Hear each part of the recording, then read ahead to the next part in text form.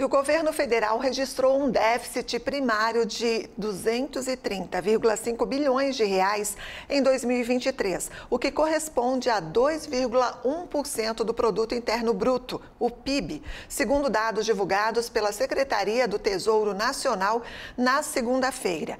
É o pior resultado desde 2020 em razão da pandemia.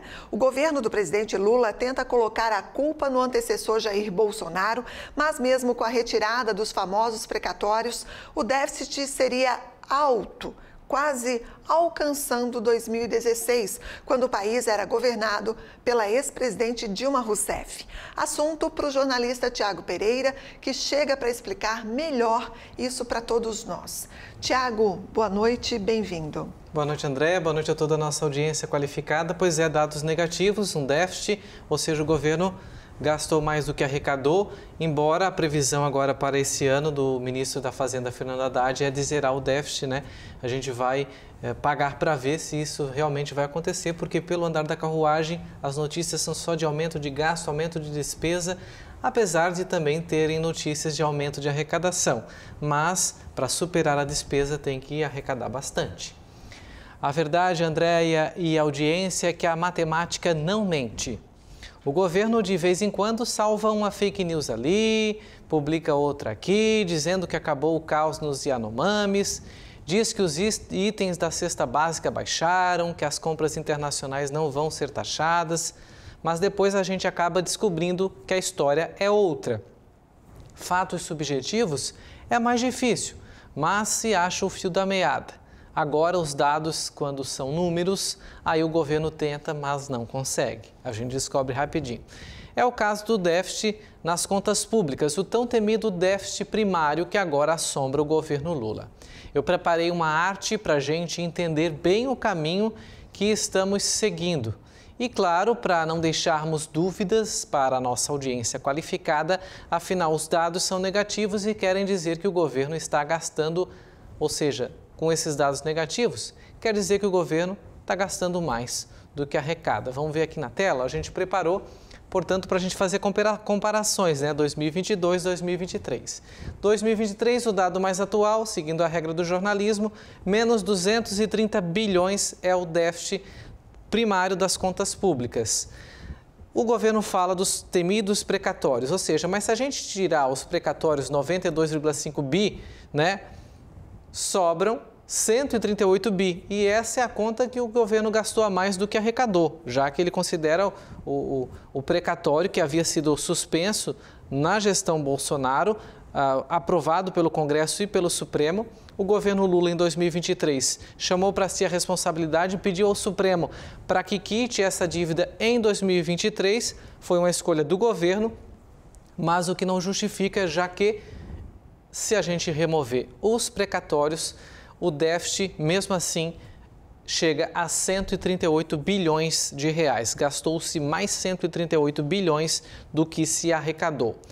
Em 2022, o governo Bolsonaro fechou o ano com um superávit de 126 bilhões, ou seja, arrecadou, gastou, mas não ultrapassou o limite da receita. Sobrou dinheiro em caixa para investimento. Esse dinheiro poderia ter sido utilizado aqui no início de 2023, nessa sobra de 126 bi, para investimento no governo Lula. Ou seja, se a gente tivesse gasto, olha o quão foi gasto, é praticamente o dobro disso se a gente considerar a arrecadação superavitária de 2022. Portanto, o dado aqui não deixa mentir que o governo gastou muito mais do que arrecadou. Tem uma outra lâmina para a gente fazer essa evolução dos gastos nos últimos anos, né?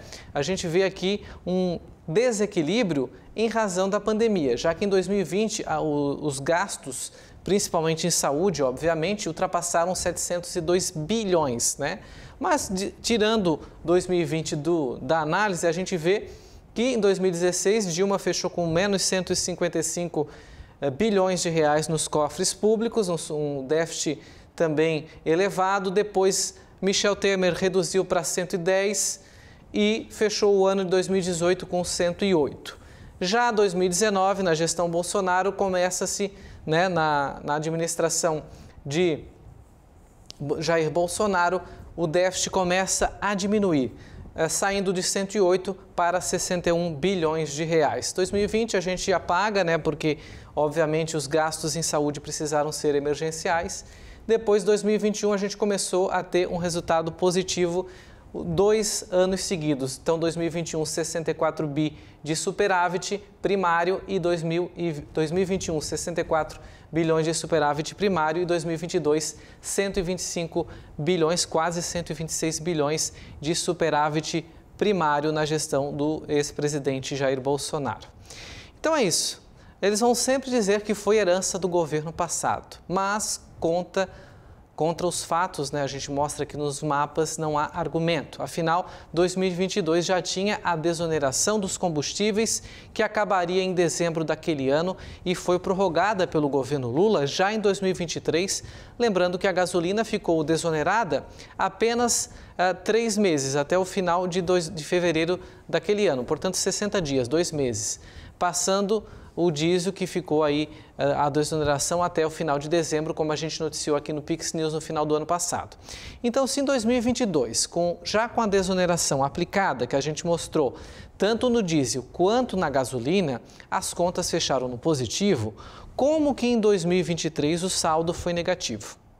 Haddad alega a desoneração para esse número, né, tirando os precatórios, como eu falei, pois esse fator reduziu recursos para os estados e para os municípios. Mas a crise financeira nas prefeituras teve outro fator, não foi esse, porque 2022 já tinha desoneração, né?